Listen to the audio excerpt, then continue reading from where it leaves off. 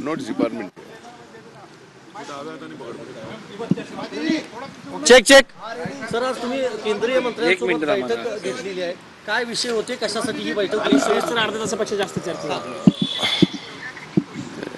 पहिल्या प्रश्नाचं अगोदर मी उत्तर देतो की महाराष्ट्रामध्ये मी महायुतीतला मंत्री म्हणून अन्न व नागरी मंत्री म्हणून जी काही जबाबदारी घेतली त्यानंतर पहिल्यांदाच केंद्राच्या सुद्धा अन्न व नागरी पुरवठा मंत्र्यांना भेटून महाराष्ट्रातल्या अन्न नागरी पुरवठ्याच्या संबंधित जे काही विषय आहेत, ज्या अडचणी आहेत, त्यांची मोठ्या प्रमाणामध्ये चर्चा होणं फार आवश्यक होते. एकंदरीतच लोकसंख्या वाढल्यानंतर जेवढं लाभार्थ्यांना लाभ मिळाला पाहिजे, आत्ता फक्त 7 कोटी महाराष्ट्रातल्या लोकांना लाभ मिळतो. जनसंख्या वाढली आहे तर ती 8.5 कोटीपेक्षा जास्त लोकांना लाभ मिळाला पाहिजे. आज जे लाभार्थी आहे, ज्या लाभार्थ्यांना राशनच्या ह्याच्या फॉर्मॅटवर यायचं तर पूर्ण माहिती त्यांना द्यावी लागते. ऑनलाईनच्या समस्या आहेत, ह्या सगळ्या गोष्टी इन डिटेल आहेत. मी त्याची नोट आपल्याला देतो. 8-9 महत्त्वाचे विषय होते, ज्या विषयामध्ये त्यांच्याशी चर्चा करून मार्ग काढणं फार आवश्यक होतं. अनेक लाभार्थी अन्न व नागरीच्या आपल्या पुरवठ्याच्या संबंधात लाभार्थी ठरत असून सुद्धा त्यांना लाभ मिळत नाही आहे. ही फार मोठी समस्या आहे. आणि एकीकडे आपण अन्न सुरक्षेच्या संबंधामध्ये प्रोटेक्शन म्हणून सगळ्या गोष्टी करतोय आणि त्यात जर हे लाभार्थी लाभापासून वंचित राहत असेल तर ती समस्या सुटली पाहिजे. या अगोदर पण हा विभाग या संबंधित पाठपुरावा करत होता. आज मी म्हणलं की आपण मंत्री झालोत, आदरणीय जोशी साहेबांचं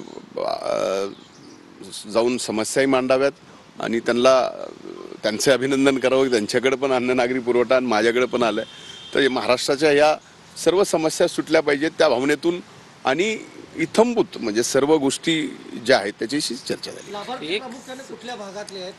यामध्ये एक मिनिट. आता त्यांनी आदरणीय जोशी साहेबांनी अतिशय पॉझिटिव्ह रिस्पॉन्स दिला.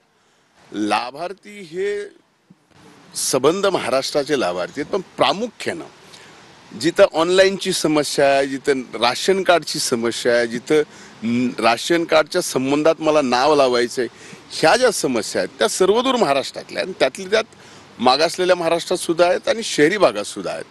काही जणांचं आता आपले PBS सिस्टीम आहे त्याच्यात थंबचा विषय आहे, काही ठिकाणी त्यात प्रॉब्लेम, ते फार मोठे इश्यू आहे ज्याच्यातनी हजारो नाही तर लाखो लाभार्थी अन्न सुरक्षेच्या लाभापासून वंचित राहत होते. ह्या सगळ्या गोष्टी सर्व्हर डाऊन पडतं अनेक वेळा जेव्हा लोक राशन घ्यायला जातात आणि तो समोरच्याची इच्छा असते राशन देण्याची, तो देऊ शकत नाही, हा घेऊ शकत नाही, अशी परिस्थिती रेशन कार्डच्या बाबतीत पाहायला मिळते. खरं आहे, ही अतिशय महत्त्वाची गोष्ट मी बोललात. त्याचा सुद्धा आमच्या चर्चेमध्ये फार उल्लेख झाला. सर्व्हर अनेकदा नाही तर बऱ्याचदा कायम बंद असतं. त्याच्यामुळं स्वाभाविक आहे की आम्ही मागणी करायची, त्यांनी घ्यायचा नाही. आणि महत्त्वाचं काय, आम्हाला जे महाराष्ट्राला आवंटन केलेलं धान्य आहे हे 7.5 कोटी 20 लाखाचं आहे, 7 कोटी 20 लाख जनतेचं. आता लोकसंख्या वाढली आहे त्याच्यामुळं लाभार्थ्याची संख्या पण वाढायला पाहिजे. आणि ज्या वेळेस या सर्व्हर डाऊनमुळं आम्ही माल म्हणजे राशन आम्हाला द्यायचं आहे लोक घेऊ शकत नाहीत, ह्या सगळ्या परिस्थितीत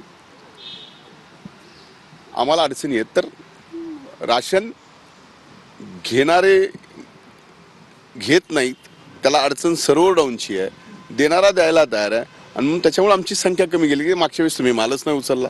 ह्या समस्या फार मोठ्या प्रमाणात त्या या ठिकाणी आता